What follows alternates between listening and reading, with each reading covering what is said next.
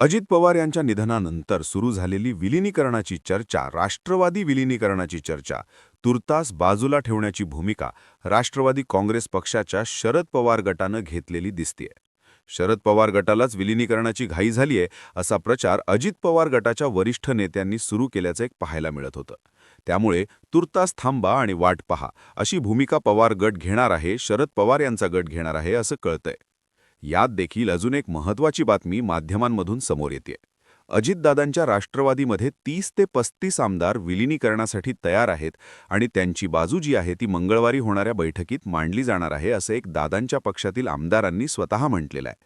नेमकं हे प्रकरण काय आहे, मंगळवारी होणाऱ्या बैठकीमध्ये नेमकी काय चर्चा होऊ शकते, शरद पवारांच्या राष्ट्रवादीनं विलिनीकरणापासून पिछीहाट कशी घेतली, का घेतलीये, सगळं काही या व्हिडिओच्या माध्यमातून आपण जाणून घेणार आहोत.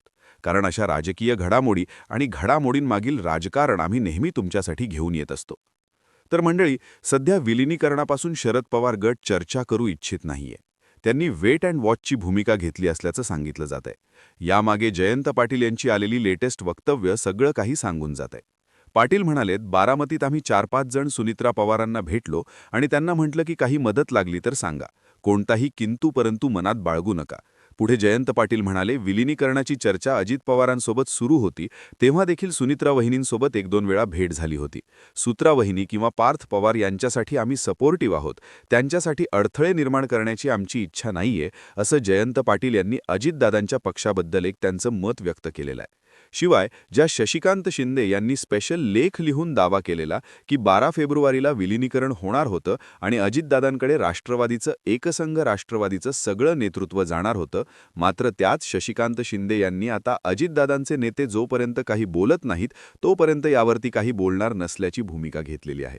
आणि मग जयंत पाटील पण तेच म्हणाले, विलिनीकरणावर आम्हाला काहीच बोलायचं नाहीये, त्यावर भाष्य करायचं आता वाटत देखील नाही आणि आता दादा नाहीत, त्यामुळे त्यांच्यासोबत विलिनीकरणाबाबतीत ज्या ज्या चर्चा झालेल्या त्या विषयावर देखील बोलायचं नाहीये.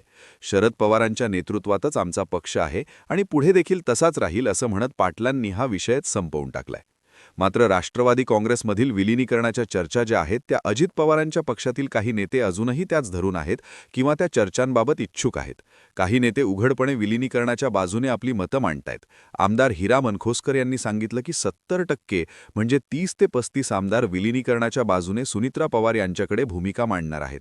तसेच दादांच्या राष्ट्रवादीचे नेते अतुल वेणके यांनी जुन्नरमध्ये आयोजित केलेल्या एका कार्यक्रमात दोन्ही राष्ट्रवादी पक्ष एकत्र काम करणार असल्याची घोषणा केली आहे. विलिनीकरणाच्या प्रक्रियेत दादांच्या राष्ट्रवादी पक्षाचे 2 नेते उघडपणे आपली बाजू घेतायत आणि 70% आमदार एक तयार आहेत विलिनीकरणासाठी असं स्पष्ट म्हणतायत.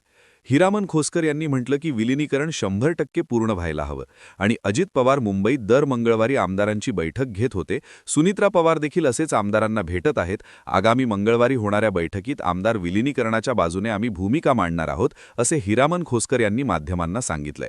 महत्त्वाचं म्हणजे या सगळ्याला सुनील तटकरे अजूनही विरोधात असल्याचं दिसून येतंय.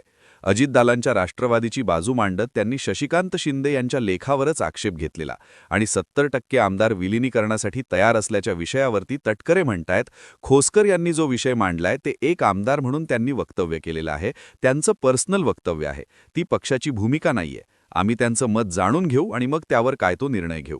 आणि जुन्नरमध्ये दोन्ही राष्ट्रवादी एकत्रच काम करणार हे जे वक्तव्य अतुल बेणके यांनी केलंय त्यावर देखील तटकरे म्हणतायत, बेणके बोलले असतील तर ते तरुण सहकारी आहेत आमचे, मागच्या वेळी त्यांचा पराभव झालेला आणि पक्षाची परिस्थिती स्थानिक पातळीवरती वेगवेगळी असते, त्यामुळे त्यांनी हे एक संघ असं एक राष्ट्रवादी यावी यावरती वक्तव्य केलं असेल. पण पक्षाचा अध्यक्ष मी आहे, योग्य वेळी मी भूमिका मांडणार असं तटकरे यांनी यावरती देखील जुन्नरच्या एकसंघ राष्ट्रवादीवरती देखील एक महत्त्वाचं वक्तव्य केलंय. आता या सगळ्यात दादा कधी विलिनीकरणावर बोलले नाहीत, त्यांनी फक्त निवडणुकीपुरती चर्चा केली होती असं तटकरे आणि पटेल सांगतायत. सातत्याने ते हेच सांगतायत आणि त्यांच्याच पक्षातील काही नेते हे सगळं सुनित्राताई ठरवतील, एकसंघ राष्ट्रवादीचं एकत्र यायचं की नाही हे ताईच ठरवतील असं म्हणतायत. त्यामुळे मंगळवारी होणाऱ्या बैठकीत नेमकी काय काय चर्चा होते हे पाहावं लागणार आहे.